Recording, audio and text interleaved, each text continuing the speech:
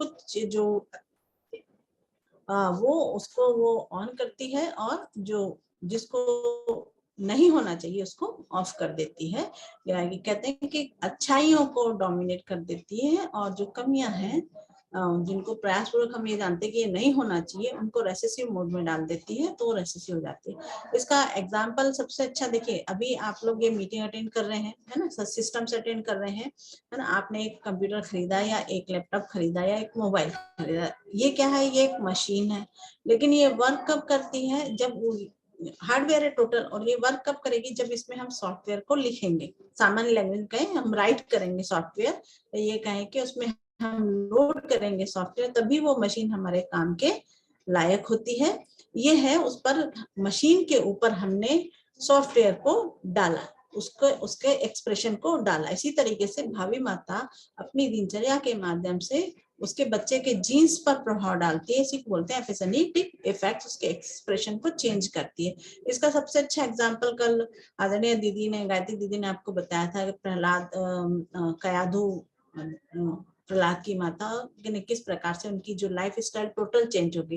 राजसी life style जो राजा के राजभवन में वो रहती थी, वो किस तरीके की दिनचर्या थी, और प्रेगनेंसी के ड्यूरिंग प्रेगनेंसी वो एक आश्रम दिनचर्या में चली गई। और आश्रम दिनचर्या और राजसिक दिनचर्या में कितना अंतर होता है, आप लोगों ने भी पढ़ाई है तो समझते हैं कि राजसिक दिनचर्या में सारा कुछ एकदम कहना चाहिए कि आपके सारे सर्वेंट्स लगे होते हैं, आज की भाषा में कहें हम, वो सारे काम करते हैं, दास दासियां सारा कुछ, और बिल्कुल एकदम आराम वाली दिनचर्या होती है। और जबकि जब आश्रम वाली दिनचर्या इससे जस्ट अपोजिट, सुबह ब्रह्म मुहूर्त में जागरण होता है, कानों में जो है हमेशा मधुर संगीत, नारद जी की वीणा की मधुर ध्वनि, संस्कृत के श्लोक, यज्ञ, ध्यान, आसन, प्राणायाम, और एक सात्विक आहार, एक पूरा टोटल सात्विक एकदम डिफरेंट एनवायरनमेंट। तो उसका प्रभाव क्या पड़ा कि रक्ष संस्कृति, दानवी संस्कृति के होते हुए वो दानवी जीन, वो राक्षसी जीन्स के जो कैरेक्टर्स थे वो दब गए, और उसकी जगह एक महामानव के, एक महान विष्णु भक्त प्रहलाद के, एक महामानव के जो उसमें सारे गुण उनके अंदर आ गए, और वो अपने समय के एक बड़े महामानव बने। तो जीन्स की जब बात करते हैं तो एक यहाँ पे एक चीज और ध्यान देने लायक है कि जीन्स हमारे अंदर आते कहाँ से हैं, तो जीन्स आते हैं बच्चे में उसके माता पिता से, या माता पिता में उनके पूर्वजों से आते हैं, तो ये पीढ़ी दर पीढ़ी आगे आगे चलते रहते हैं। तो यही है एपिजेनेटिक इफेक्ट से दिनचर्या का विज्ञान, कि किस प्रकार से यदि लाइफ स्टाइल को जिस प्रकार से फॉलो किया जाएगा, उसी प्रकार की संतान के अंदर गुण उत्पन्न होते हैं या अवगुण उत्पन्न होते हैं। ये जो शब्द है एपिजेनेटिक इफेक्ट, इसी को बोलते हैं। और इस शब्द का उल्लेख सर्वप्रथम जो कॉनरेड हेल जो थे वॉडिंगटन, इन्होंने अपनी research to study the relationship between genes and environment में इसका प्रथम उल्लेख किया था। और जैसा मैंने आपको कहा पूर्व में कि जब हम रेगुलरली एक आइडियल लाइफस्टाइल, आइडियल रूटीन को जब फॉलो करते हैं, जो कि हमारे अच्छे स्वास्थ्य की एक की है, उसको फॉलो करने से हमारे बॉडी में एक सर्केडियन साइकिल बन जाता है।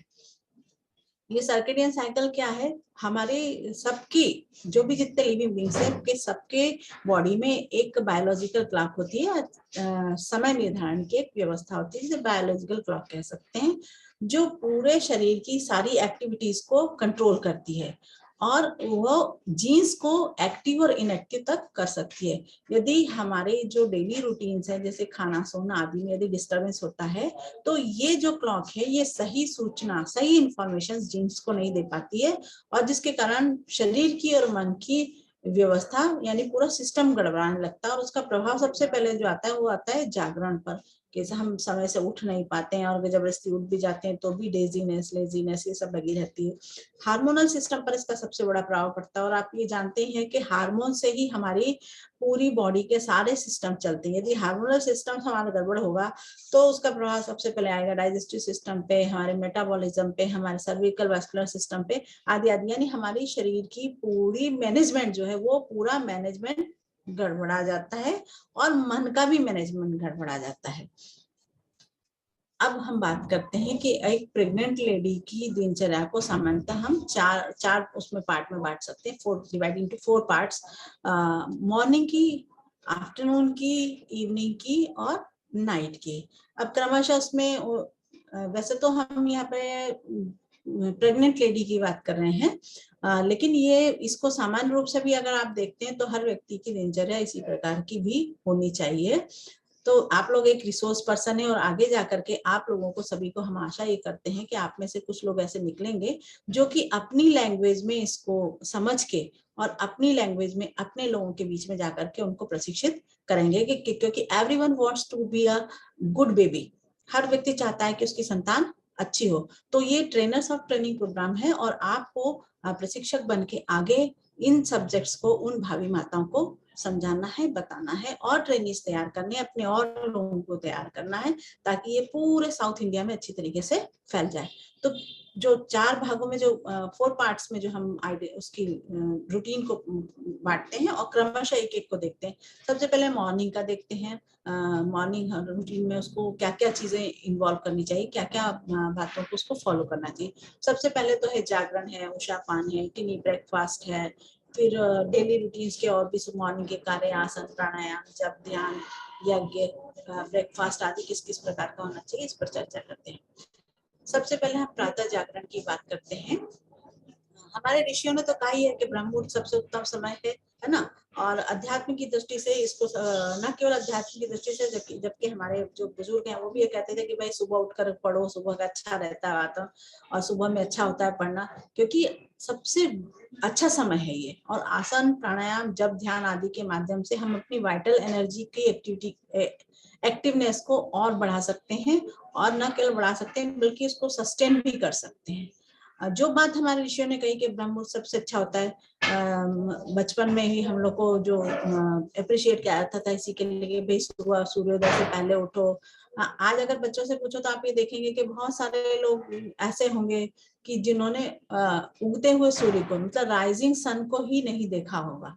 एक तो महानगर, और महानगर के अलावा लाइफ स्टाइल इस तरीके का हो गया कि वो सूर्योदय के समय बिल्कुल स्कूल जाना है तो बस एकदम उस समय उठ के और अपना, किसी ने उगता हुआ सूर्य नहीं देखा। ये स्थिति हो रही है आज। तो जो हमारे ऋषियों ने कहा कि ब्रह्म मुहूर्त जो है वो सकारात्मक ऊर्जा का महासागर, ओशियंस ऑफ पॉजिटिव एनर्जी। और इस बात को आज जो ब्रेन साइंटिस्ट है वो भी अपने रिसर्च के माध्यम से इसको प्रूव कर रहे हैं कि ब्रह्म मुहूर्त में व्यक्ति के मन और मस्तिष्क पर अल्फा वेव्स की प्रधानता होती है। इस पर अलग अलग साइंटिस्ट ने रिसर्च की है। एक है हमारे हार्वर्ड हुए हैं और इन्होंने रिसर्च की और उन्होंने ये पाया कि negative ions increases the flow of oxygen to the brain resulting in higher alertness, decreased drowsiness and more mental energy. ये इन्होंने पाया जब ये देखा कि मॉर्निंग में व्यक्ति की जो मॉर्निंग में उठते हैं तो उनके ब्रेन पर किस प्रकार से प्रभाव पड़ता है। डॉक्टर मिचेल कह रहे हैं, the sun works through a number of receptors in the brain to affect our mental status and alertness. और ये डॉक्टर मित्तू जो है ये कह रही हैं कि if person can get up early morning, ब्रह्म मुहूर्त में यदि उठता है तो it's improve sleep, the brighter your daily lights expose the more melatonin you produce at night. मतलब सुबह अर्ली मॉर्निंग जो उठता है जल्दी तो उसकी बॉडी में रात को मेलेटोनिन नामक हार्मोन अधिक प्रोड्यूस होता है और जिसकी वजह से वो गहरी निद्रा, साउंड स्लीप को प्राप्त करता है। उसको कभी जो अनिद्रा या वैसी स्थिति नहीं होती है।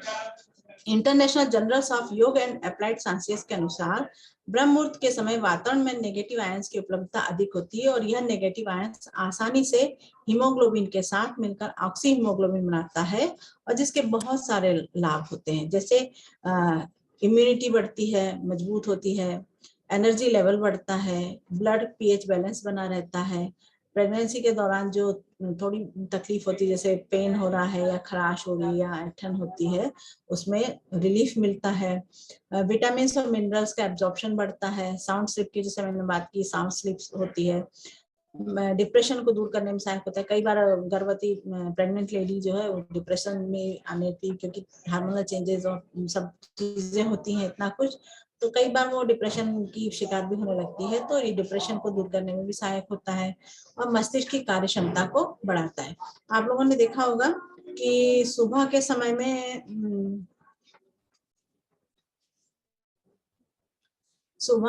में जो लालिमा जो दिखाई देती है ना सूर्य की, जो सुबह सुबह देखते हैं तो आप वातावरण में रेडिशनेस होती है। उसका कारण ये है कि ब्लड में अल्ट्रा वायलेट वेवलेंथ अधिक होती है, सॉरी उस लालिमा में अल्ट्रा वायलेट वेवलेंथ अधिक होती है, और जिसकी वजह से जो ये कह रहे हैं ना कि जो है नेगेटिव आयंस जो उसको और माइक्रोफाइंस कर देते हैं, जो अल्फा वेव्स जो तरंगे होती हैं उसको और अधिक फाइन कर देते हैं, वो सीधा ब्रेन में जाती हैं। तो इस हर प्रकार से अर्ली मॉर्निंग ब्रह्म मुहूर्त में उठना व्यक्ति के लिए लाभदायक ही होता है। तो प्रेग्नेंट लेडी के लिए तो खास तरीके से उनको जरूर सुबह ब्रह्म मुहूर्त में जल्दी उठना चाहिए, अर्ली मॉर्निंग। और इसके बाद दूसरा क्रम जो उनका है वो ये है, पहला आत्मबोध अर्थात डे प्लानिंग। यहाँ एक बात समझने वाली है, मानव जीवन जो है सृष्टि की सबसे बहुमूल्य धरोहर है। मनुष्य के लिए कहा जाता है कि वो ईश्वर की प्रतिकृति है, ईश्वर का राजकुमार है, प्रिंस ऑफ द गॉड, है ना। और इस इतना बहुमूल्य जीवन और इतना कुछ विभूति ईश्वर ने जब हमें दी है तो उसका हमें सदुपयोग करना है। तो डे प्लानिंग के माध्यम से वो अपनी दिनचर्या का निर्धारण करे। सबसे सर्वप्रथम वो सर्वशक्तिमान परमात्मा का धन्यवाद दे कि उसने हमें मनुष्य बनाया। यदि हमें कीड़ा मकोड़ा बना दिया होता, तो यदि हमें कोई जानवर बना दिया होता, तो नहीं, उसने मानव जीवन दिया, हमें कर्म करने की स्वतंत्रता दी, हम जो चाहे वो हम कर सकते हैं। तो सृष्टा का धन्यवाद। और उसके साथ आज का दिन हमारा ये नया जन्म हुआ है, बच्चे को साथ में लेकर के, क्योंकि हर समय वो बच्चा उनके साथ कैरी कर रहा है। तो बच्चे से बात करते हुए, अभी आपकी जो गर्भ संवाद की क्लास होगी इसमें ये चीज आपको और क्लियर हो जाएगी कि गर्भवती माता को किस प्रकार से बच्चे के साथ संवाद करना है। तो आत्मबोध करते समय भी ईश्वर को ध्यान करते समय बिस्तर पे उठकर ही, उठने के साथ में ये करना है, बात की बात नहीं है 2 मिनट 5 मिनट के लिए बस। उसमें आपको डे प्लानिंग बना लेनी है कि आप आज अपने जो रूटीन को क्या क्या चीजों को आप फॉलो करेंगी, उसकी पूरी प्लानिंग करनी है। इसके बाद है जागरण, मॉर्निंग प्रेयर। शांति कुंज में तो जैसे जो मॉर्निंग प्रेयर होती है, वह शक्ति हमें दो दया निधे, लेकिन यहाँ पे मॉर्निंग प्रेयर अगर इसको करते हैं तो बहुत अच्छी बात है, और अगर ये नहीं करते तो जिस भी प्रेयर के प्रति उनकी श्रद्धा है उस प्रेयर को वो सुबह करें। इससे क्या होगा, उनके अंदर ईश्वर विश्वास पैदा होगा। ईश्वर विश्वास से आत्मविश्वास होता है, और आत्मविश्वासी जो है वो नेवर गिव अप, वो कभी भी निराश नहीं होता, कभी भी हताश नहीं होता। अभी आप देखें कोरोना का जो 2 साल का ये पीरियड रहा, कितने मतलब अच्छे जो हर प्रकार से कहें हम साधन संपन्न थे, लेकिन वो निराशा में आकर के, डिप्रेशन में आकर के सुसाइड तक कर लिया। तो जो ईश्वर विश्वासी है वो कभी भी गिव अप नहीं करता है। ये जो प्रार्थना है वो की ऑफ इंट्रापर्सनल इंटेलिजेंस है। जब प्रार्थना से बच्चे के अंदर इंट्रापर्सनल इंटेलिजेंस डेवलप होती है। प्रार्थना से क्या, एक एग्जांपल हम आपको देना चाहते हैं कि जो श्रद्धेय डॉक्टर साहब ने बताया था अपने एक कार्यकर्ता गोष्ठी में कि जब वो आईसीयू में, जब मेडिकल डॉक्टर बन चुके थे, उसके बाद जब उनकी आईसीयू में ड्यूटी लगी थी, तो आईसीयू में जब ड्यूटी लगी तो उस समय उन्होंने देखा कि उस आईसीयू में 70% डेथ रेट और 30% सर्वाइव रेट थी। तो वो तो ईश्वर विश्वासी, आत्मविश्वासी, गायत्री मंत्र की क्षमता शक्ति को वो जानते थे अच्छी तरीके से। तो उन्होंने धीमी आवाज में उस आईसीयू में 70% उसको गायत्री मंत्र गोदे की आवाज में उसको शुरू कर दिया, और उन्होंने उसका रिजल्ट ये देखा कि ये जो रेशो था वो रिवर्स हो गया, यानी कि डेथ रेट जो 70% थी वो घट के 30% हो गई, और जो सर्वाइव रेट थी वो बढ़ के 70% हो गई, जस्ट रिवर्स हो गया। तो ये है प्रार्थना की शक्ति। जो ईश्वर विश्वासी है वो इसको ये विश्वास रहेगा हमेशा। तो आपका बच्चा जो है, जो गर्भ में बच्चा है, वो गर्भ से ये सीख रहा है कि जो है मैं ईश्वर एक सर्वशक्तिमान परमात्मा है, एक ईश्वर है, और वो सब कुछ देख रहा है। अगर आज अच्छे दिन नहीं है तो ये जो खराब दिन है तो ये नहीं रहेंगे, और कल हमारे अच्छे दिन आएंगे। ये तो आत्मबोध। उसके बाद मॉर्निंग प्रेयर। इसके बाद जो सर्वप्रथम काम जो उनको करना है वो ये करना है कि जो आरामदायक स्थिति में बैठ करके उनको 2-3 ग्लास गुनगुना पानी पीना है, इसको बोलते हैं अर्ली मॉर्निंग वाटर थेरेपी। ये आप देख रहे हैं इधर एनिमेशन ये चल रहा है ना, किस प्रकार से सुबह पूरा हमारा पूरा सिस्टम खाली होता है, जो पानी पी रहे हैं वो सारी उसके थ्रू हमारे सारे सिस्टम के थ्रू पूरी बॉडी में जा रहा है, और किस प्रकार से ये उसको प्रभाव डालता है। और ये पूरा एब्जॉर्प्शन चूंकि आते हैं हमारे खाली, एब्जॉर्प्शन होके हमारे पूरी बॉडी में जाता है। और आप ये जानते हैं कि हमारी बॉडी में 70% के आसपास पानी होता है, और हमारे स्वास्थ्य के लिए पानी कितना अच्छा होता है। तो जब ये मॉर्निंग थेरेपी करेंगे, सुबह उठ करके गुनगुना पानी पिएंगे, तो ये क्या करता है, ये करता है हमारी किडनी, हमारी इंटेस्टाइन, हमारी स्किन आदि से जो टॉक्सिन्स होते हैं वो उनको बाहर निकलता है, और उसके परिणाम स्वरूप उसका रिजल्ट ये होता है कि हमारे ये सारे सिस्टम से हमारे सारे ऑर्गन्स शुद्ध, स्वस्थ और सक्रिय हो जाते हैं। पेट के रोग जैसे गैस, एसिडिटी, अपच, कब्ज आदि से भी बचाव होता है, और हमारी जो डाइजेस्टिव सिस्टम है, हमारी जो मेटाबॉलिज्म है, उसको एक्टिव करता है। रात के समय जो हमारे मुंह में जो स्लाइवा होता है, उस स्लाइवा में बैक्टीरिया कई गुना बढ़ जाते हैं, और जब हम पानी पीते हैं तो पानी के साथ वो लार के साथ में मिलकर डाइल्यूट हो जाते हैं, और पेट में जाकर के हमारी रोग प्रतिरोधक शक्ति को बढ़ाने का कार्य करते हैं, और टिश्यूज में सुधार करते हैं। इसके बाद जो चूंकि देखते हैं गर्भ, आप ये कहेंगे कि भाई सुबह उठते ही एकदम से टिनी ब्रेकफास्ट की बात कैसे हो गई, तो इसका रीजन ये है कि इन दिनों जो प्रेगनेंसी के दौरान थोड़ी जो सुबह के समय में मॉर्निंग सिकनेस जो होती है, वॉमिटिंग वगैरह जैसे एसिड बनने लग जाता है, तो वॉमिटिंग होती है। तो इसके लिए सबसे बढ़िया है कि थोड़ा सा कुछ खा लिया जाए, थोड़ा, इसीलिए टिनी बोला है, टिनी ब्रेकफास्ट। तो 2 चम्मच जैसे सत्तू खा ले, या ये थोड़ा सा 3-4 5-5 नग बादाम या अखरोट या काजू, इसको पानी में भिगो करके इसको खाया जा सकता है। अब ये सत्तू क्या है, ये जौ, चना और सोयाबीन, इन तीनों को भूनकर समान मात्रा में मिलाकर पीस लें। और बिहार में एक चीज और होती है रागी, शायद साउथ इंडिया में वो नहीं होती, लेकिन ये चीजें तो मिल जाएंगी। जौ, पिक्चर में भी क्लियर आपको समझ में आ रहा होगा, जौ, चना और सोयाबीन, इन तीनों को भूनकर पीसकर मिक्स करके इनसे सत्तू बनाया जा सकता है। तो 2 चम्मच ये सत्तू का ब्रेकफास्ट, या कुछ 4-5 बादाम, 5 काजू या अखरोट, है ना, 2 छुआरा, इस तरीके से इनको भिगाकर आपको थोड़ा इसको सुबह ले सकते हैं। इसके बाद अब एक लेडी है तो उसके साथ बहुत सारे कार्य होते हैं, तो जो दिन भर के डेली अपने घर के जो कार्य है, तो वो संगीत सुनते हुए घर के कार्य करें। इससे क्या होगा, इसका लाभ ये होगा कि जो डेली रूटीन के काम है, जिसकी वजह से ये घर के जो काम है, हाउस होल्ड वर्क जो है, इसमें क्या होता है कि थकान होती है, ऊब होती है।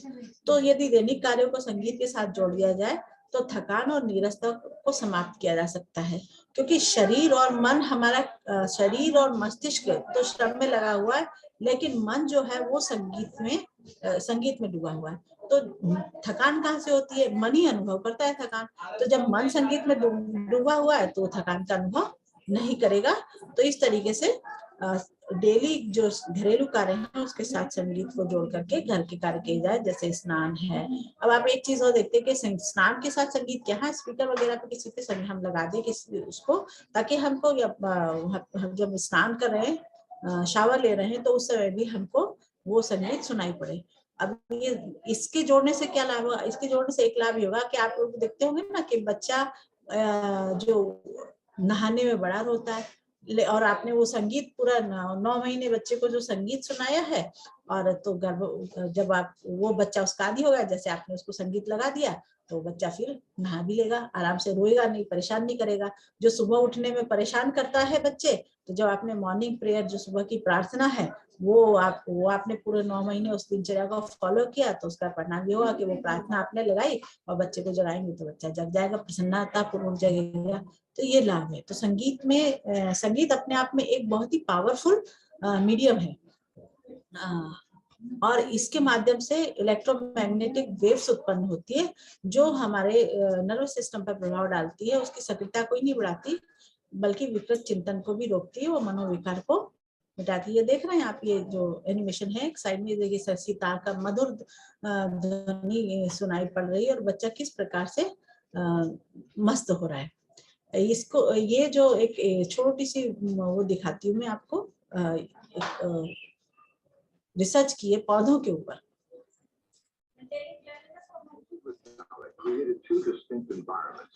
इन्होंने सेम एनवायरनमेंट रखा है, लाइट, वाटर, खाद्य सब कुछ एक बराबर है, लेकिन सिर्फ म्यूजिक में डिफरेंस किया है। केवल म्यूजिक डिफरेंस सुना है, हार्ड म्यूजिक और सॉफ्ट म्यूजिक। अब आप प्रभाव देखिए, हार्ड म्यूजिक है, ये सॉफ्ट म्यूजिक है। अब ये हार्ड म्यूजिक वाले पौधों की स्थिति देखिए आप, ये कैसी स्थिति है पौधों की, ये हार्ड म्यूजिक। और ये सॉफ्ट म्यूजिक, ये देखिए धीरे धीरे जो है सॉफ्ट म्यूजिक का जो पौधा है, ये देखिए इसमें फूल खिल गया।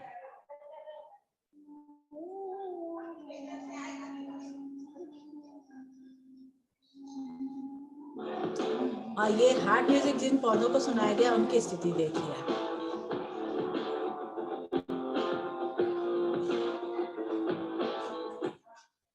इसके बाद जो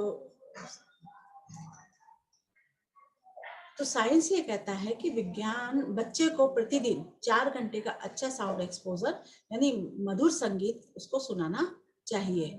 ऐसा संगीत जो कि कर्णप्रिय हो, मधुर हो, सुरीला हो, गूंजने वाला हो। हार्ड म्यूजिक नहीं, सॉफ्ट म्यूजिक, क्लासिकल म्यूजिक। इससे क्या होता है, न्यूरोजेनेसिस अर्थात मस्तिष्क में न्यूरॉन की प्रोडक्टिविटी बढ़ती है और उसके वजह से हैप्पी हार्मोन जो कल दीदी ने बताया उनका प्रोडक्शन अच्छा होता है, अच्छे प्रोड्यूस होते हैं और जिससे शरीर की शारीरिक, मानसिक और भावनात्मक विकास तेजी से होता है। तो सुबह उठने के साथ में डेली रूटीन के कार्य, हम जो डेली हमारे जो कार्य है, घर के जो कार्य है, हर कार्य के साथ संगीत को इसीलिए जोड़ना चाहिए। इसके बाद जो अगला क्रम है उस भावी माता का, वो ये है कि योगासन, आसन और प्राणायाम करें। कौन कौन से आसन करने, कौन कौन से प्राणायाम करने, इसके लिए कल आपकी एक क्लास होगी जिसमें आपको विस्तार से बताया जाएगा कि पहली तिमाही में, पहले 3 महीने में भावी माता को कौन कौन से आसन करने हैं, क्या प्राणायाम करना है, दूसरी तिमाही में कौन कौन से आसन करने हैं, कौन कौन से प्राणायाम करने हैं, और तीसरी तिमाही में कौन से आसन करने हैं, कौन से प्राणायाम करने हैं, उसमें उसके बारे में विस्तार से बताया जाएगा। या वाद्य और संगीत के साथ में योगासन करने से क्या होता है, मन को शांत, संतुलित और एकाग्र करने में सहयोग करता है। इसके बाद प्राणायाम की बात करते हैं। प्राणायाम करना है, 5 प्राणायाम उनको करने और कैसे करने इसका कल आपको विस्तार से बताया जाएगा। प्राणायाम को सिंपली वे में थोड़ी सी यहाँ पे बात मैं आपको समझा देती हूँ। प्राण 2 शब्द है, प्राण प्लस आयाम। प्राण अर्थात वाइटल एनर्जी जो कि हमारे पूरे शरीर में डिस्ट्रीब्यूट है। ये देखिए पूरे शरीर में हमारे डिस्ट्रीब्यूट है और इसके माध्यम से ही हमारे पूरा शरीर में जो एक्टिविटी दिखाई देती है वो इसी प्राण शक्ति की वजह से है। ये प्राण शक्ति तो निकल जाती है, इसके बाद बॉडी तो वही होती है लेकिन वो निष्प्राण हो जाती है, निष्क्रिय हो जाता है ना, निष्प्राण हो गई, निष्प्राण देह हो गई, निष्क्रिय हो गया, है ना। और इसी का जो प्राण शक्ति का विस्तार ये पूरे शरीर में दिखाई देता है। इस प्राणायाम करने से क्या होगा, आपका बच्चा ओजस्वी यानी शारीरिक रूप से स्वस्थ, मनस्वी यानी मनोबल संपन्न, ब्रिलियंट, यशस्वी यानी समाज से सहयोग और सम्मान के रूप में वो उसको प्राप्त होगा, तेजस्वी यानी आत्मबल संपन्न, जो कि कभी भी किसी भी परिस्थिति में कभी भी बच्चा निराश न होगा। तो ये प्राणायाम कौन कौन से करने हैं, 5 प्राणायाम करने हैं। अनुलोम विलोम, प्राणाकर्षण, भ्रामरी, नाड़ी शोधन और उज्जाई प्राणायाम। ये 5 प्रकार के प्राणायाम उस प्रेग्नेंट लेडी को करने। ठीक है, कल इसके बारे में कैसे प्राणायाम करना है जो क्लास लेगी बहन वो आपको क्लियरली इसके बारे में अच्छे से बताएंगे। ठीक है, अब इसके बाद जो अगला जो क्रम है जो उसको करना है वो है जप और ध्यान का। जप के साथ श्रद्धा भाव बहुत जरूरी है। पूरी श्रद्धा के साथ गायत्री मंत्र का जप करें और ये श्रद्धा जो है हमारा उसी तरीके से स्पाइरल वेव्स की तरीके से है जो साधक को उसके एनर्जी सोर्स तक ले जाता है, श्रद्धावान। अब इसका गायत्री मंत्र का एनर्जी सोर्स क्या है, सूर्य है, सविता देवता। तो जो गायत्री मंत्र का जब वो जप करेंगे तो ये देखिए स्पाइरल वेव्स बनती है और ये अपने एनर्जी सोर्स पे टकराकर वापस साधक पर लौटती है। जैसे like a radio station frequency. जब आप उसको ट्यून करते हैं तो रेडियो स्टेशन की जो फ्रिक्वेंसी वो तो वातावरण में ही है, जब आप उसको ट्यून करेंगे तो वो आपके उस पे आपका जो मशीन है उसको पकड़ेगी और मन चाही चीज जो आप सुनना चाहते हैं वो आप सुनेंगे। इसी प्रकार से जब आप जप करेंगे, जब आप ध्यान करेंगे, तो ये जो स्पाइरल वेव्स है ये सूर्य से टकराकर और उससे वापस वो एनर्जी लेकर आप तक, वो पूरी शक्ति लेकर आप तक लौटती है। ध्यान का एक और लाभ है, ध्यान का मन है कि मन को श्रेष्ठ विचारों में, मतलब श्रेष्ठ विचारों में लगा के रखना। ध्यान करने से क्या होता है, इंद्रियों के भटकाव और बिखराव को का रुकता है और इसके परिणाम स्वरूप उसकी जो एनर्जी सेव होती है और उस एनर्जी को रचनात्मक दिशा में नियोजित किया जा सकता है और उसके साथ एनर्जी सेव करके हम उस एनर्जी से बहुत सारे काम कर सकते हैं। तो जो जप और जप के साथ ध्यान, कल दीदी ने काफी विस्तार से इस पर बताया था कि ध्यान और जप का मस्तिष्क पर क्या प्रभाव पड़ता है। यही बात मैं फिर से थोड़ा सा रिपीट कर देती हूँ कि गायत्री मंत्र और जप का ध्यान जब करते हैं तो ये जो है डर, चिंता, तनाव और शंका का जो सेंटर है एमिगडाला, ये सिकुड़ता है, ये इसकी साइज छोटी होती जाती है और जो हमारे शरीर के ब्रेन के जो अन्य भाग हैं, जो कि हमारे निर्णय लेने की क्षमता, समस्या समाधान, इच्छा शक्ति, विचार, भावना, सीखना, ध्यान देना, अटेंशन, जागरूकता, ये इनके जो सब सेंटर्स है, इन सेंटर्स का प्रॉपर विकास होता है, इनको कैंपस का अच्छी तरीके से विकास होता है। ये स्मरण शक्ति और लर्निंग स्किल डेवलप होती है इसमें। तो ब्रेन का अच्छी तरीके से विकास होता है गायत्री मंत्र का जप और ध्यान। कल दीदी ने काफी विस्तार से बताया तो इसको ज्यादा बताने की आवश्यकता नहीं है।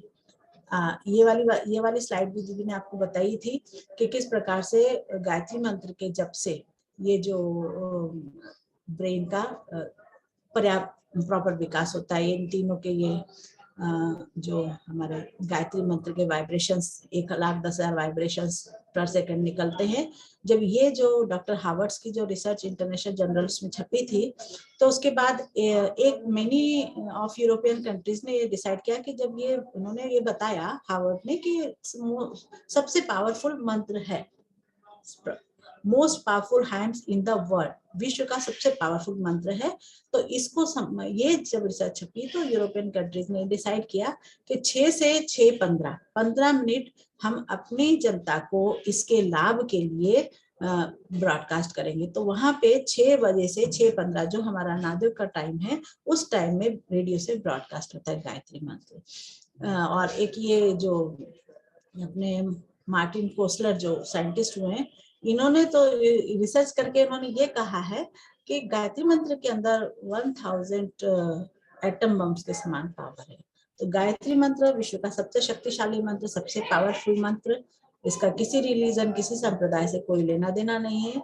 ये गर्भवती माता के और गर्भस्थ शिशु के ब्रेन को अच्छी तरीके से विकसित करने का काम ये जो करता है गायत्री मंत्र, इसलिए गायत्री मंत्र का जप अवश्य करें। एक और ये देखिए, हमारे ऋषियों ने जो कहा, हमारे शरीर में 6 चक्र होते हैं, 6 चक्र होते हैं और ये चक्रों का जो स्थान बताया है, देखिए ये स्थान बताया है। और विज्ञान देखिए, हमारे जो ऋषि थे, पहले दिन भी ने बताया आपको कि हमारे ऋषि जो थे वो अध्यात्म विज्ञान के जो ऋषि थे, उससे कहीं आगे। ये देखिए इन्होंने जो चक्र बताए हैं, जिस स्थान चक्रों का जो स्थान बताया है, और विज्ञान के आज का जो विज्ञान जो बोलता है कि ये जो है ये सोलर, ये प्लक्सस हैं, यानी कि नर्व्स के गुच्छे हैं और यहाँ से शरीर के विभिन्न अंगों को नर्व्स जाती है। तो गायत्री मंत्र का जब जप करते हैं तो इनका विकास होता है, ये जागृत होते हैं। आध्यात्मिक की भाषा में हमारे ऋषियों ने कहा 6 चक्रों का जागरण होता है, मतलब इनका विकास अच्छी तरीके से होता है और ये नर्व्स का विकास अच्छी तरीके से होता है। बच्चे के सारे ऑर्गन्स अच्छी तरीके से विकसित होते हैं। ये देखिए, ये हार्ट को जा रहा है, ये लंग्स को जा रही है यहाँ से, ये देखिए यहाँ से, ये अलग अलग डिफरेंट ऑर्गन्स है। ये सोलर प्लेक्सस है जहाँ से ये नर्व्स निकल के जो है न्यूरो नर्व फ्लक्सेस हैं, जहाँ से निकल के ये नर्व की गुच्छ बोलना चाहिए इसको, जहाँ से निकल के सभी ऑर्गन्स को नर्व जाती है, उसका विकास होता है। इसका एक मॉडल बनाया है, आप लोग जब कभी ब्रह्मवर्चस्व यहाँ शांति कुंज आए तो ब्रह्मवर्चस्व रिसर्च सेंटर में हमारा एक इलेक्ट्रिक मॉडल बनाया हुआ है जिसमें छोटे छोटे बल्ब लगाए हुए हैं। और उसके सामने जब गायत्री मंत्र का जप करता है तो ईच एंड एवरी लेटर्स, जो गायत्री मंत्र का ईच एंड एवरी लेटर्स जिस सेंटर्स को इफेक्ट करता है, तो जब हम गायत्री मंत्र बोलते हैं तो उस सेंटर्स के वो बल्ब जलते हैं। तो उसको आप कभी आकर के यहाँ पे देख सकते हैं। तो इसलिए गर्भवती माता को अपने बच्चे के विकास के लिए गायत्री मंत्र का जप अवश्य करना चाहिए। इसके बाद अगला रूटीन वो है उसका यज्ञ का। उसको गर्भ पुष्टि भावी माता को अपने गर्भस्थ शिशु को यज्ञ का लाभ देने के लिए डेली यज्ञ अवश्य करना चाहिए। अब देखिए यज्ञ को थोड़ा सा समझ लेते हैं। यज्ञ कौन कौन से हो सकते हैं? संविधा यज्ञ हो सकता है, दीप यज्ञ हो सकता है, बलिवेश यज्ञ हो सकता है। तो ये जो है आप ये इनमें से कोई भी यज्ञ वो कर सकती है। उसे गर्भवती माता को संविधा यज्ञ, गर्भ पुष्टि यज्ञ करना चाहिए। उसके बारे में हम थोड़ा विस्तार से बात करेंगे। दीप यज्ञ तो आप लोग जानते ही हैं, दीपक जला करके गायत्री मंत्र की आहुति दी जाती है। ये बलिवेश जो है इसमें भावना के साथ आहुति दी जाती है। दीप यज्ञ में दीपक जला करके गायत्री मंत्र बोलते हैं, भाव आहुति, यहाँ सिर्फ भाव जोड़ना उसके साथ। तो किसी भी धर्म, किसी भी जाति, किसी भी संप्रदाय को दीप यज्ञ के माध्यम से भी डेली यज्ञ वो भावी माता कर सकती है। और ये बलिवेश यज्ञ ये है कि हम जो भी भोजन बनाते हैं, जैसे साउथ इंडिया में राइस बनता है, तो थोड़ा सा राइस निकाल ले, उसमें घी और गुड़ मिलाने एक पात्र, ये तांबे का पात्र बाजार में मिल जाता है। और अगर तांबे का पात्र नहीं तो कोई भी बाउल आदि, कोई भी एक पुराना बर्तन हम उसको इसके लिए रख सकते हैं। तो उसमें राइस में थोड़ा सा गुड़ और घी मिला करके गायत्री मंत्र बोलते हुए 5 आहुति जो है समर्पित कर यज्ञ को समर्पित करते हैं। ये क्या है? दूसरों को खिला करके खाना। तो जो दूसरों को खिला के खाता है ये प्रसाद बन गया। जो भोजन बनाया हमने वो प्रसाद बन गया। अब इस प्रसाद को जो लोग खाएंगे वो सबके अंदर ये संस्कारित अन्न होगा। तो संस्कारित अन्न, तो जैसा खाए अन्न वैसा बने मन। तो अच्छा संस्कारित अन्न खाएंगे तो अच्छा बच्चा हमारा बनेगा। अब बात करते हैं इसके विज्ञान की। जो यज्ञ है, थोड़ा सा यज्ञ के बारे में चर्चा कर लेते हैं, क्योंकि आपको बताना भी, जब उनको बताएंगे तो आप इसको समझिए कि जो यज्ञ में 3 एनर्जीज यूज होती है। एक होती है हीट, जो कि इन द फॉर्म ऑफ अग्नि, जो चाहे कुंडी यज्ञ में अग्नि जल रही है या दीप यज्ञ में दीपक जल रहा है। दूसरा है साउंड, जो मंत्रों का जो उच्चारण होता है गायत्री मंत्र का, और यज्ञ में जो डिफरेंट मंत्र है उनका उच्चारण होता है, वो है साउंड एनर्जी। इसके बाद तीसरा जो लाइट है, उसमें से जो प्रकाश निकल रहा है, जो लाइट निकल रही है, ये तीनों एनर्जीज मिलकर के जो है एक सो पावरफुल एनवायरनमेंट क्रिएट करते हैं। आप लोगों ने भी देखा होगा, जिस दिन घर में यज्ञ होता है तो उस दिन दिन भर जो है कितना अच्छा जो फील होता रहता है, कि सब समय में एक अलग ही एनवायरनमेंट फील होता है, क्योंकि एक एनवायरनमेंट क्रिएट होता है। और ये एनवायरनमेंट बच्चे के लिए physical, psychological and spiritual benefits प्रदान करता है बच्चे को। तो जो अग्नि में जब आहुति दी जाती है, तो इसका जो विज्ञान है वो ये कहता है कि जो भी कुछ हम अग्नि को डालते हैं वो कभी भी नष्ट नहीं होता, बल्कि वो उसका स्वरूप बदलता है। सॉलिड लिक्विड में और लिक्विड गैस में इस तरीके से कन्वर्ट होता है। तो यज्ञ के माध्यम से हम क्या कर रहे हैं, जो भी औषधि हवन सामग्री में कई अलग अलग प्रकार की औषधियां होती है जिनसे यज्ञ किया जाता है, तो उन औषधियों का सूक्ष्मीकरण होता है। और उस सूक्ष्मीकरण से मतलब एकदम सॉलिड से सीधा गैस फॉर्म में कन्वर्ट होता है। और जब उस गैस फॉर्म को, जब उस वातावरण में जब भाभी माता यज्ञ करती है, पूरा इनहेल करती है, उसके जो रोम छिद्र है उनसे भी वो सारा उसकी बॉडी में जाता है, वो सारा कुछ, जब बच्चे को उसका लाभ मिलता है। जो साउंड है, ये जो साउंड है ये इलेक्ट्रोमैग्नेटिक वेव जनरेट करती है।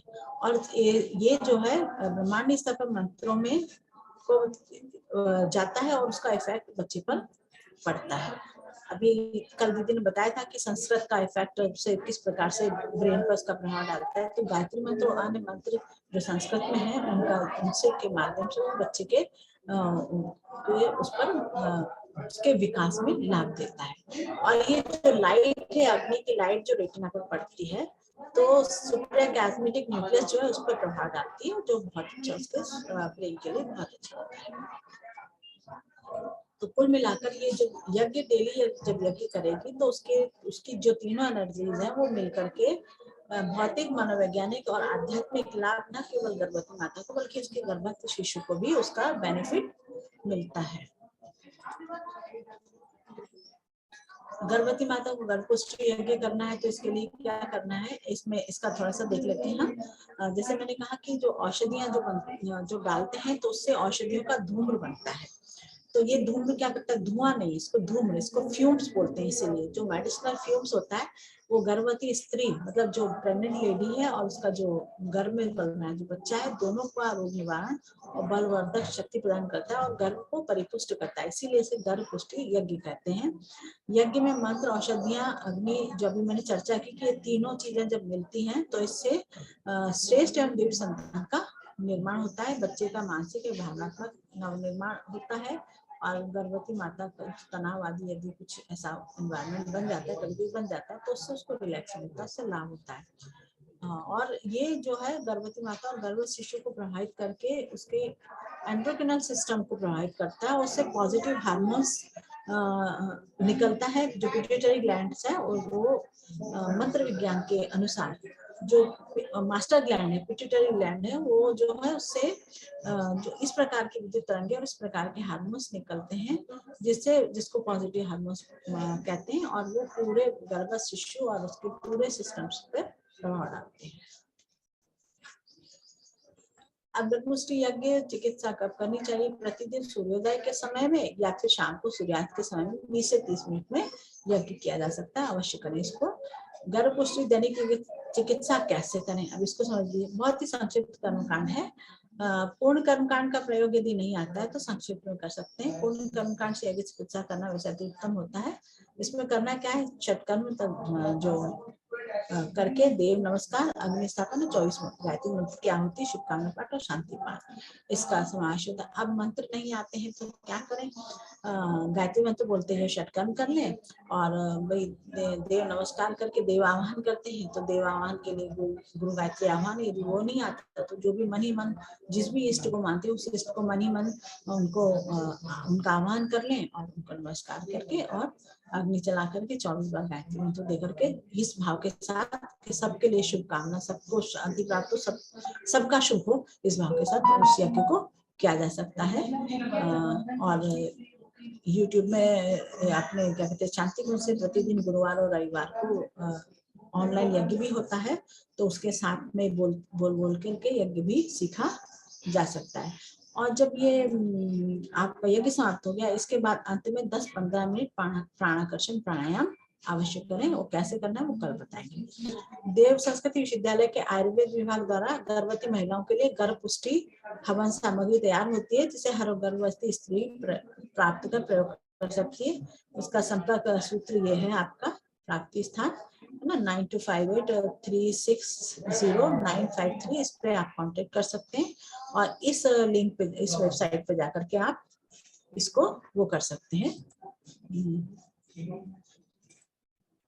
रितु स्लाइड शो दिख रहा है क्या? दिख रहा है। ये हाँ, ये स्लाइड शो हट गया है, स्लाइड शो हट जा रहा है। वो पूरा दिख रहा है ना, साइड वाला भी दिख रहा है।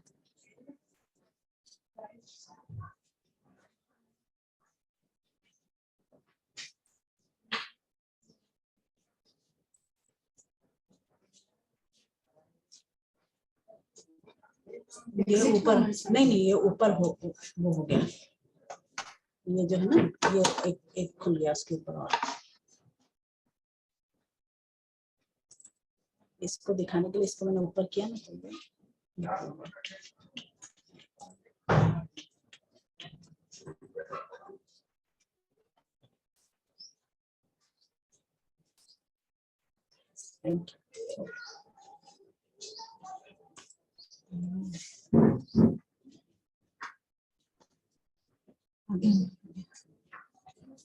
तो ये जो आयुर्वेद विभाग से का ये नंबर है, डॉक्टर्स का नंबर है, उनसे आप जाकर के इसको इस नंबर पे कांटेक्ट करके इसके बारे में जानकारी ले सकते हैं और इस पे जाकर के फॉर्म भर के भी आप इसको प्राप्त कर सकते हैं।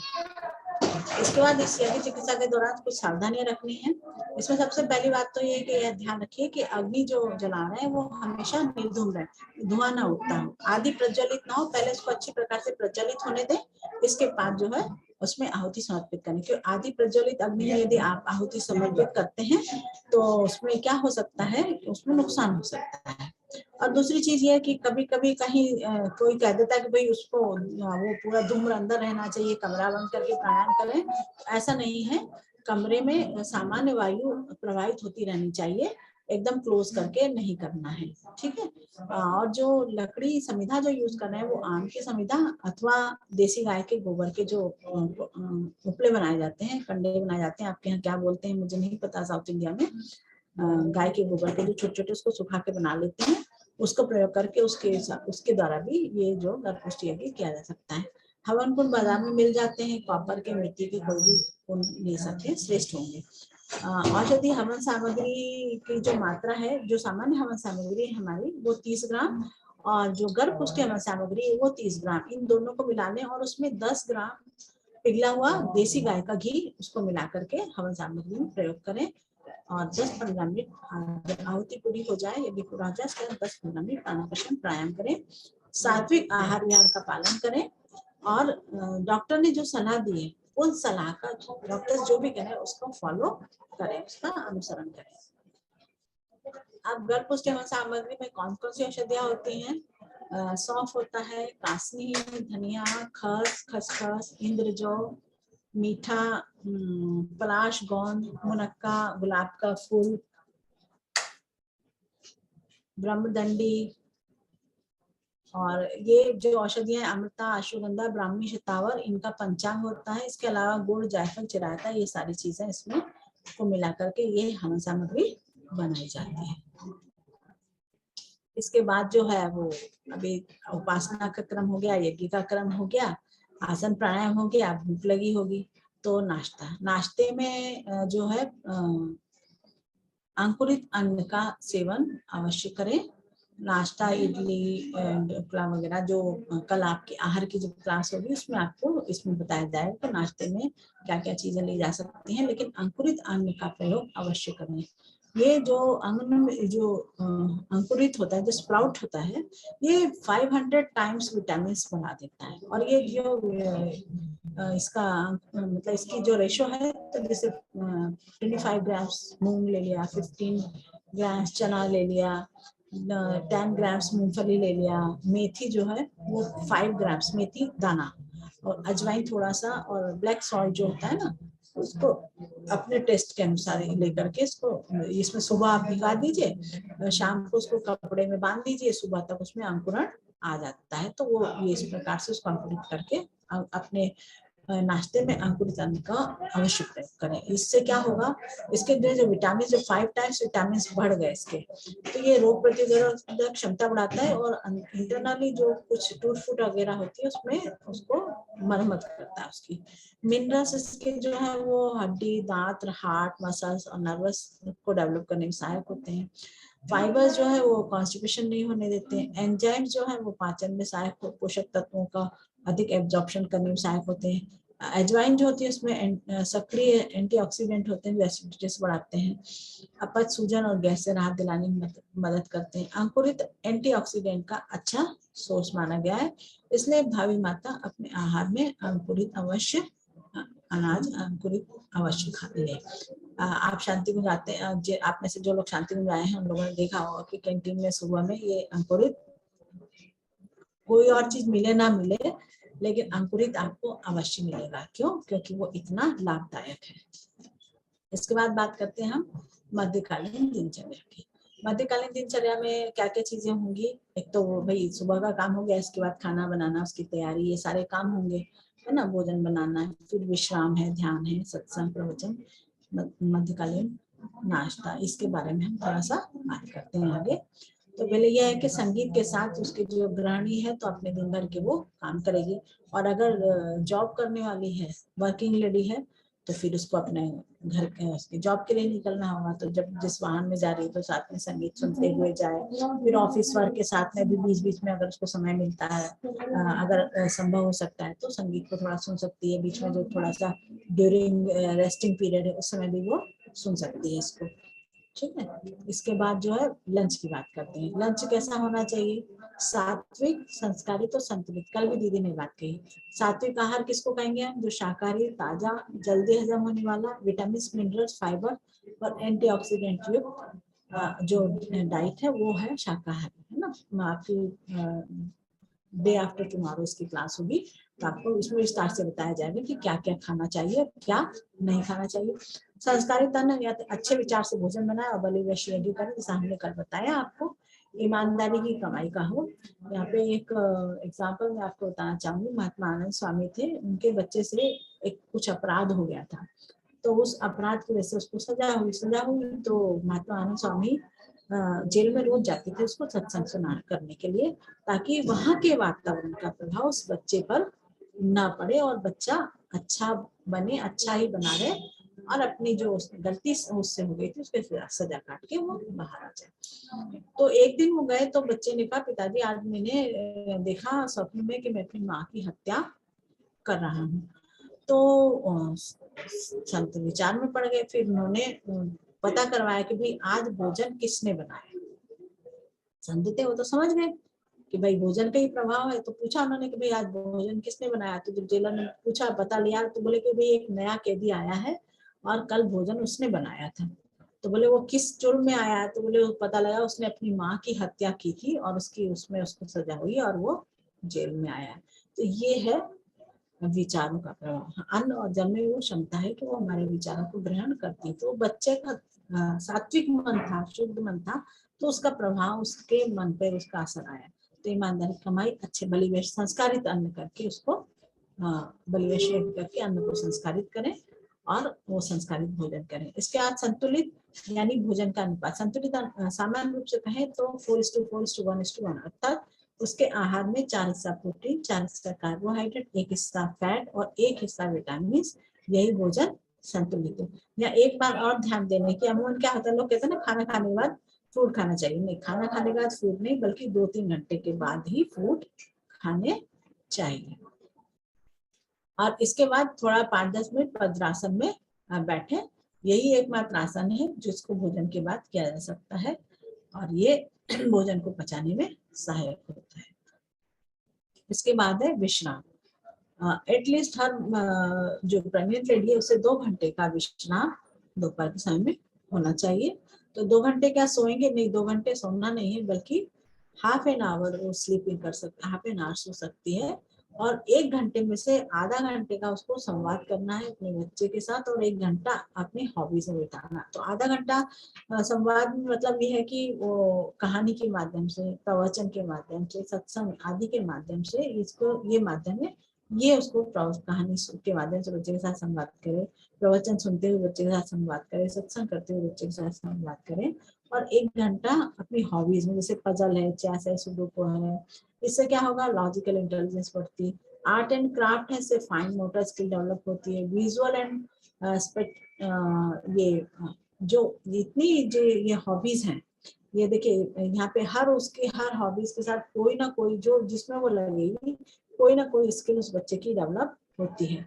माइक्रो न्यूट्रलिस्टिक, अदर क्रिएटिव एक्टिविटीज में, है ना।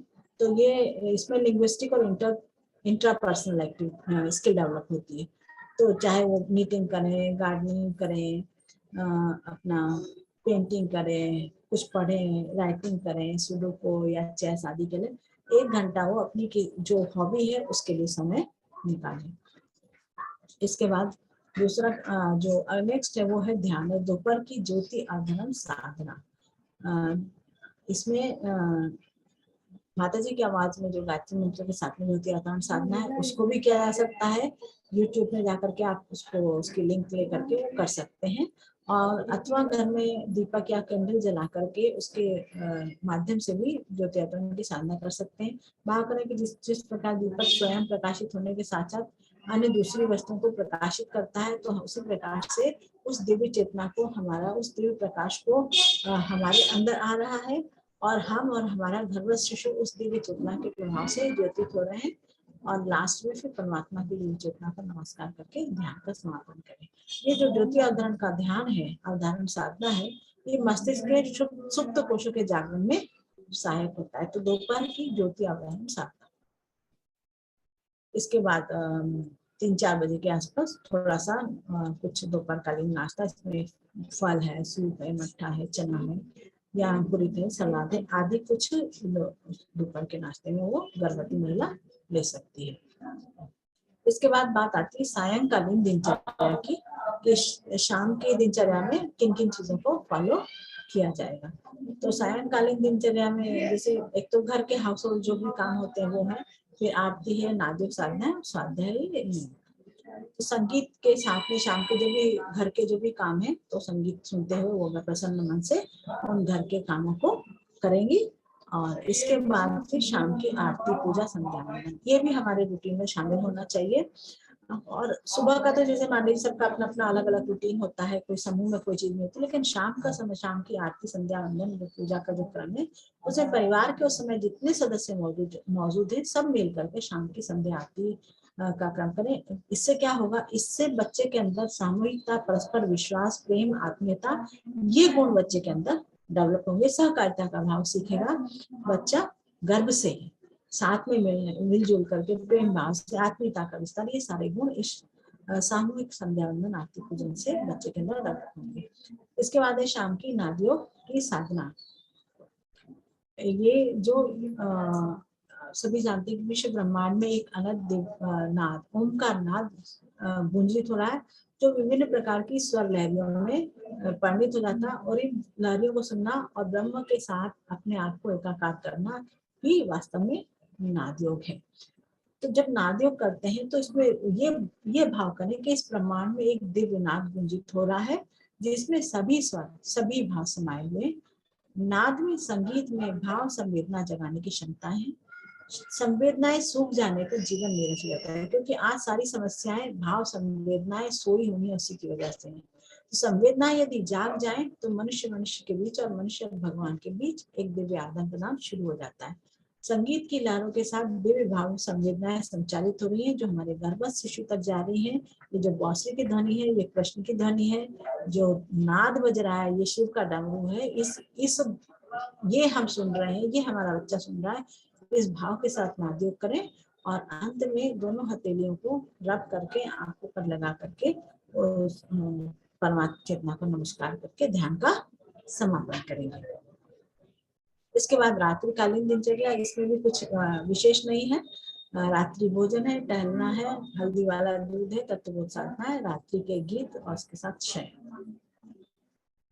तो सबसे पहले रात्रि का भोजन ना, रात्रि का भोजन के साथ में मिल बैठकर समूह में भोजन ग्रहण करना चाहिए। सूर्यास्त से पहले भोजन कर ले तो बहुत अच्छी बात है, क्योंकि पाचन जो सोने से 2 घंटा पहले भोजन हो जाना चाहिए। और समूह में भोजन देते कहते थे कि हम जो है दिन भर सब अपने अपने काम में लगे हुए, एक तो रात शाम के संध्या वंदन और शाम का भोजन परिवार में समूह में साथ में होना चाहिए। इसका क्या लाभ होगा। और उसके साथ में बुजुर्ग कहते थे कि उसके ऐसा नहीं कि खाया पिया और उसके बाद सब आज जो हो गया ना कि 4 लोग हैं वो 4 मोबाइल में लगे हुए अपने अपने, मतलब जो हजारों किलोमीटर दूर बैठा है उसके टच में है, लेकिन जो पास में बगल में बैठा हुआ उसके टच में नहीं है। तो ये ना हो, बल्कि परिवार के भोजन के साथ में फिर पारिवारिक गोष्ठी भी हो। भोजन कर लिया, उसके बाद बैठ करके आपस में अपना डिस्कशन करें, कुछ चर्चा परामर्श करें, ये सब होना चाहिए। इससे परस्पर प्रेम भाव, आत्मीयता का विस्तार, सहकारिता और सामूहिकता का विस्तार बच्चे के अंदर विकसित होता है। इसके बाद गर्भवती माता को रात्रि में टहलना भी बहुत जरूरी है। शाम के समय, रात्रि के समय में टहलने का, और प्रकृति के साथ जुड़ करके अगर वो वॉकिंग करती है तो इससे मैक्रो और माइक्रो नेचुरलिस्टिक स्किल बच्चे के अंदर डेवलप होती है। और इसमें एक चीज और ध्यान रखिए, जिसके भी साथ टहलने जा रहे हैं तो उसमें जैसे भाई जैसे निंदा आदि, बुराई आदि, ये सब चीजें नहीं होनी चाहिए, बल्कि प्रकृति के साथ जुड़ाव या अच्छी और सार्थक चर्चा, बच्चे के साथ संवाद करते हुए इस तरीके की चीजें होनी, इस तरीके की वार्तालाप होना चाहिए, ताकि बच्चे के अंदर गुणवाचक सार्थक वार्तालाप जो बच्चे के अंदर गुणों का विकास करने में सहायक हो, ऐसी वार्तालाप, ऐसी चर्चा होनी चाहिए। ऐसा ना हो कि हस्बैंड के साथ जा रहे हैं तो भाई शाम को बस तो मेरी सास ने तो देखो तुम्हारी माँ ने ऐसा किया तो तुम्हारी बहन ने ऐसा किया, ये सब चीजें नहीं होनी चाहिए। ना ही ऑफिस का टेंशन तनाव लेकर के हम उसी की चर्चा करें। क्या रे मैं तो बॉस ने ये किया या ये किया, इस तरीके की चर्चा नहीं, बल्कि प्रकृति से जुड़कर या सार्थक चर्चा, अच्छी चर्चा, प्रसन्न मन को प्रसन्न करने वाली गुणवाचक चर्चा टहलने के साथ होनी चाहिए, प्रकृति के साथ ताजा वाली चर्चा होनी चाहिए। इसके बाद रात में सोने से पहले हल्दी का दूध आवश्यक नहीं है। हमारे यहाँ तो खैर शुरू से ही प्रचलन में है कि कहीं चोट लग गई तो दादी नानी लोग जैसे हल्दी मिला करके गरम दूध में हल्दी मिला करके दे देती थी। हल्दी वाला दूध फायदे करता है। देखिए हमारी संस्कृति की बहुत सारी चीजें हैं जो लाभदायक है और हम उनको छोड़ते जा रहे हैं और पश्चिमी जगत इसको अपनाते जा रहे हैं। विदेशों में ये हल्दी वाला दूध टर्मरिक लाटे के नाम से फेमस है और लोग स्पेशली रात को जो है अपने घर से निकल के जाते हैं, होटल में जाके टर्मरिक लाटे पीते हैं। तो हमारे बुजुर्गों ने, हमारे ऋषियों ने तो हमें पहले से बताया कि बेटा हल्दी वाला दूध पीना चाहिए। तो इन दिनों गर्भ ड्यूरिंग प्रेगनेंसी तो हल्दी वाला दूध अवश्य पीना चाहिए। इससे क्या होता है, हल्दी में जो अमीनो एसिड होता है वो अच्छी नींद लाने में मदद करता है। हल्दी के दूध में कैल्शियम होता है, इसके अलावा इसमें मिनरल्स भी होते हैं। ये जो हड्डियों को मजबूत बनाता है और ब्लड सर्कुलेशन बढ़ाने में मदद करता है तथा पाचन संबंधी समस्याओं में राहत देता है। हल्दी में कर्क्यूमिन होता है जो एंटीसेप्टिक और एंटीबैक्टीरियल होता है और ये त्वचा की समस्या जैसे इन्फेक्शन, खुजली, मुहासे आदि को दूर करने में मदद करता है और इम्यूनिटी को मजबूत बनाता है। हल्दी में एंटी इंफ्लेमेटरी गुण होता है जो शरीर में होने वाले दर्द और सूजन को कम करने में मदद करता है। घी और हल्दी जो करना क्या है, 1 चम्मच जैसा घी थोड़ा सा ले करके और उसमें हल्दी का छोंक लगा के उसमें दूध डाल दें, तो इससे क्या होगा, ये रक्त द्वारा सीधे एब्जॉर्ब हो जाता है। कर्क्यूमिन हल्दी घी के साथ में आसानी से एब्जॉर्ब हो जाता है। तो ये इतने सारे फायदे हल्दी वाले दूध के हैं। तो टर्मरिक लाटे इसको हम नियमित अपने जो उसमें रात के सोने से पहले अवश्य पिएं। इसके बाद स्वाध्याय, हमारे जो बड़े बुजुर्ग थे वो कहते थे भजन बिना भोजन नहीं, स्वाध्याय बिना शयन नहीं। और आज के हमारे ड्यूटी में ये दोनों चीजें गायब हो गई हैं। स्वाध्याय का अर्थ है सत साहित्य का अध्ययन, चिंतन और मनन। केवल रीडिंग नहीं, जो कुछ हम अच्छा साहित्य जो कुछ हम पढ़ रहे हैं उसके ऊपर चिंतन मनन भी करना है, यही स्वाध्याय है। ये स्वाध्याय से लाभ क्या होगा, जीवन को उच्च और सफल एवं पवित्र बनाता है। प्रतिदिन नियमित सद्ग्रंथों का अध्ययन करते रहने से बुद्धि तीव्र होती है, विवेक बढ़ता है और अंतःकरण शुद्ध होता है। जीवन को आदर्श बनाने की प्रेरणा भी अच्छी है, क्योंकि जैसे विचार, जैसा साहित्य पढ़ेंगे वैसे विचार, वैसे थॉट्स दिमाग में आएंगे और उसी के अनुसार हमारे जीवन को दिशा मिलती है। तो स्वाध्याय के लिए कुछ पुस्तकें हैं, जैसे मैं क्या हूँ, जीवन लक्ष्य उसकी प्राप्ति, आंतरिक उल्लास का विकास, आत्मीयता का माधुर्य, सौंदर्य, ईश्वर कौन है, कहाँ है, कैसा है। आप जानते हैं गुरुदेव ने लगभग 3200 पुस्तकें लिखी हैं। कोई ऐसी पुस्तक नहीं है, कोई ऐसा विषय नहीं है जिस पर उन्होंने नहीं लिखा हो या उनकी लेखनी नहीं चली हो। तो www.awgp.org के लिटरेचर उसमें जाकर के आप ओपन कर सकते हैं और वहां से आप मन चाहे जो किताब आप चाहते हैं पढ़ना, अपने लिस्ट निकल आएगी, जो किताब चाहें वो आप पढ़ सकते हैं। यहाँ पे हमने कुछ पुस्तकें लिखी हैं जो गर्भवती माता के लिए स्पेशली लाभदायक है। तो इनको आप जो आपका मन करे उसको खोल करके उसमें से पढ़ सकते हैं, ऑनलाइन मंगा भी सकते हैं आप शांतिवन से। और आपके जो साउथ इंडिया का जो हमारा सेंटर है, परमानंद जी आगे बताएंगे कि कहाँ से आपको आपकी लैंग्वेज में पुस्तकें उपलब्ध हो सकती हैं। वहां से आप ऑनलाइन या कुरियर के द्वारा मंगा सकते हैं, शांतिकुंज से मंगा सकते हैं। इसके बारे में परमानंद जी किस किस लैंग्वेज में कौन कौन सी पुस्तक है वो आपको जानकारी देंगे क्लास खत्म होने के बाद में। इसके बाद अंतिम है तत्वबोध की साधना यानी डे एनालिसिस। सुबह उठते ही आपने क्या किया, आत्मबोध की साधना यानी डे प्लानिंग किया। और अब क्या करना है, सोने से पहले आपको डे एनालिसिस करना है कि आपने जो सुबह डे प्लानिंग की उसको कितना फॉलो किया आपने। ये डे एनालिसिस क्या है, अचेतन मन को प्रशिक्षित करने की साधना का नाम है डे एनालिसिस।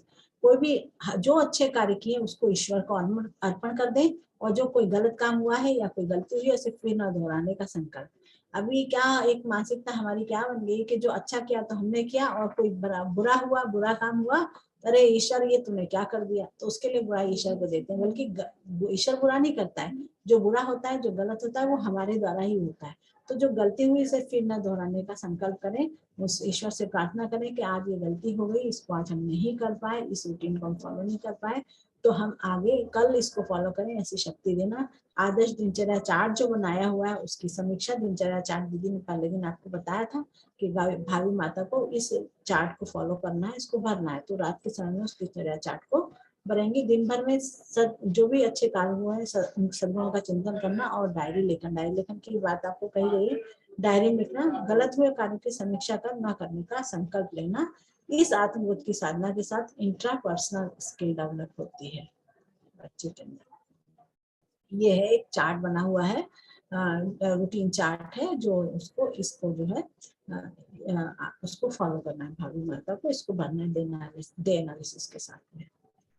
इसके बाद सोना है तो रात्रिकालीन संगीत लगा लें और उसके साथ में ईश्वर की गोद में जा रहे हैं, इस भाव के साथ में आज का दिन समाप्त, आज का, और उस ईश्वर की गोद में हम जाकर के सो रहे हैं। इस भाव के साथ गहरी निद्रा में सो जाएं, रात्रि शयन करें।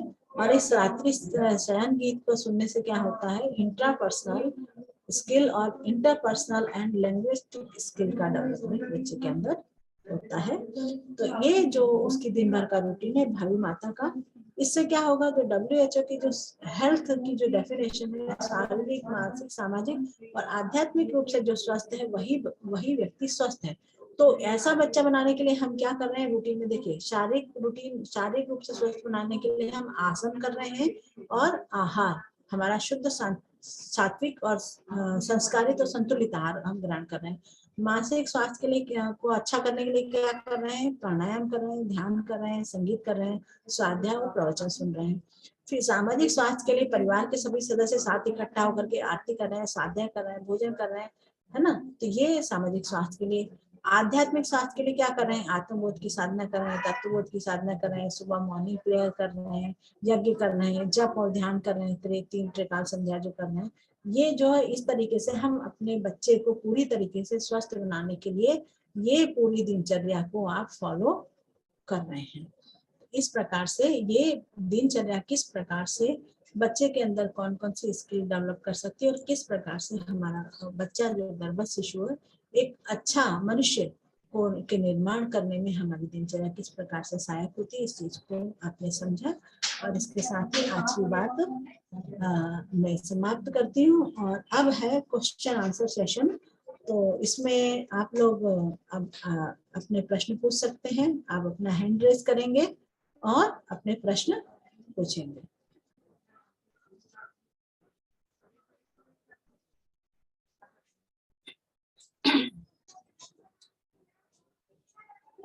राजेश्वरी जी,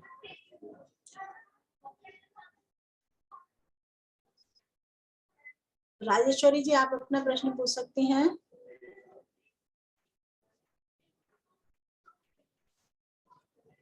रितु, ये क्वेश्चन आंसर माइक म्यूट। अच्छा, आप अपना माइक अनम्यूट कीजिए राजेश्वरी जी।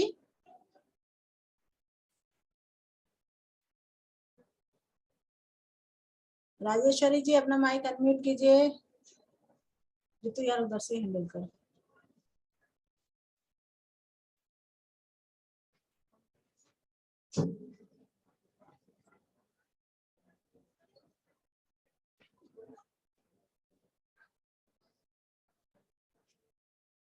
मैंने किया है जी। अब अपना नमस्ते माता जी। नमस्ते, बताइए।